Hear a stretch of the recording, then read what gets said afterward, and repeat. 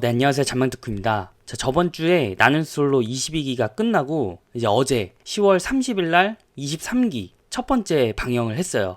그러고 나서 난리가 났습니다. 그러니까 한 여성 출연자가 과거에 이제 조건 만남을 미끼로 한 특수절도의 전과가 있는 출연자가 있다라는 이제 의혹이 나와서 제작진이 좀 급하게 입장문을 냈어요. 그래서 이제 앞으로 그럼 어떻게 진행이 되는지, 그리고 해당 논란이 된 여성 출연자는 어떻게 처리가 될 것인지 한번 이야기해보는 시간을 가져보도록 하겠습니다. 자, 먼저 제작진이 작성한 글을 읽어보자면, 나는 솔로 출연자의 13년 전 범죄 이력에 대해서 논란이 되었고, 자, 이거는 한 여성 출연자의 특수 절도에 대해서 이야기를 하는 겁니다. 자, 제작진은 사안의 중대함을 인식했다. 자, 이 말은 너네가 주장한 내용이 맞다라는 이야기입니다. 자, 만약에 이 특수 절도에 대한 내용이 오해잖아요. 그러면 그냥 방영합니다. 자, 제작진은 생각보다 되게 독해요. 출연자가 과거의 학교폭력이든 성병이든 뭐 조선족이든 그냥 갑니다. 왜냐면 증빙할 수 없을 뿐더러 제작진 입장에서 증빙할 필요도 없어요. 오히려 땡큐입니다. 왜냐면 제작진이 원하는 건 시청률이기 때문에. 뭐 누구 논란이 되고 과거가 밝혀지고 이런 거는 방송 PD가 알 바가 아닙니다. 자, 근데 이번 사안은 좀 다르죠. 그래서 이제 시청자분들께 불편함이 없도록 조치하여 방송할 예정이다. 자, 이거는 앞으로 해당 출연자에 대해서 통편집을 진행할 예정이다. 자, 이렇게 보시면 됩니다. 자, 과거에도 통편집을 했던 이력이 있어요. 4기 영철, 그 다음에 13기 순자인가요? 정확하게 기억은 안 나는데 뭐 출연했는데 이제 알고 보니까 돌싱이었던 그런 출연자가 있었습니다. 제작진은 심층 인터뷰를 거치고 각종 자료를 제출하도록 요청하고 있는데,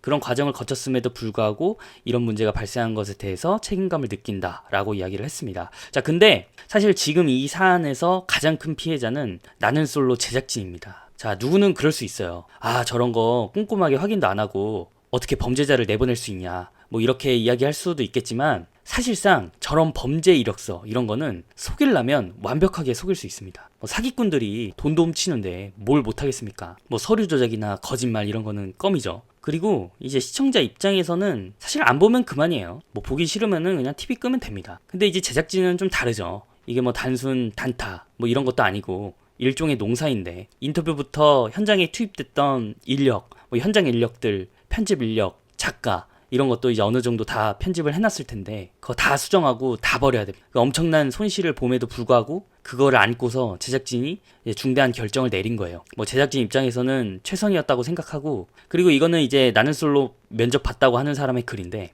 좀 읽어보자면, 낯솔 면접 본 사람으로서 정수 대단하다.